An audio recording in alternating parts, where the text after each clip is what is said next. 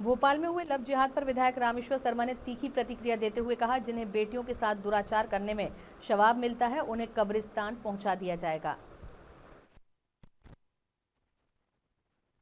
उनके ऊपर क्यों चुप्पी साध रखी है? ठीक है आरिफ मसूद जी, आप हिंदू समाज को प्रेरित और प्रेरणा ना दें वही बेहतर है, लेकिन अपराधियों को ये समझ लेना चाहिए कि अब कोई भी किसी को बचा नहीं सकता। अब अपराधी कुचले जाएंगे, मारे जाएंगे। अभी उनने स्वीकार किया है ना कि हमारे धर्म में ये कृत्य करने पर सवाब मिलता है, तो बेटा अब जन्नत भी नसीब होगी, चिंता मत करना, तुझे वहां भी भेजा जाएगा। और इसलिए अब ऐसे अपराधियों को बख्शेगी नहीं। ये राजनीतिक मुद्दा नहीं है, ये राजनीतिक दलों की सीमाओं को लांघकर ये दिलों का मुद्दा आ गया है।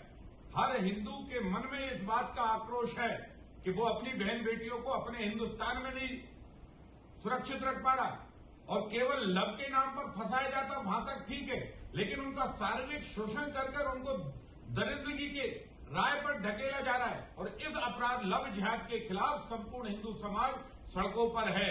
अब आरिफ मसूद साहब या अन्य किसी श्रीमान की हमें प्रेरणा की जरूरत नहीं है।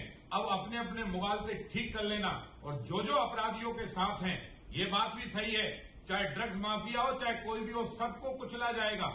और मैं तो प्रशासन से आज भी मांग करूंगा और कमिश्नर से बात करूंगा कि भोपाल में जितने भी कैफे हैं या छोटे इस तरह के होटल हैं, कॉलेजों के पास जो होटल हैं या दूसरे सिस्टम वहां पर चल रहा है, इन पे कैमरे लगाइए।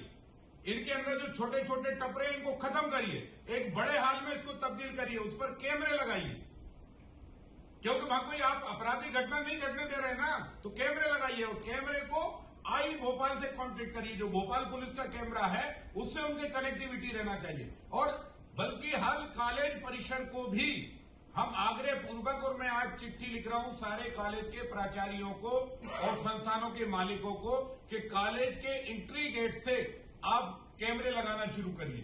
कॉलेज परिसर के आसपास कौन कौन घूम रहा है इसकी भी जानकारी, स्कूल परिसर के आसपास कौन कौन घूम रहा है इसकी जानकारी भी भोपाल पुलिस को होना चाहिए। और भोपाल पुलिस का जो आई साइट है कैमरे की, उस पर उसका फोकस में कनेक्ट किया जाना चाहिए। मैं अपनी बहन बेटियों को अगर नहीं बचा पाया तो जिंदा रहना भी मेरा व्यर्थ है।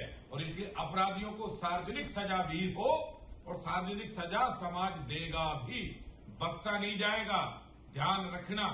और इसलिए कट्टरपंथी भावनाएं अब बंद कर दो।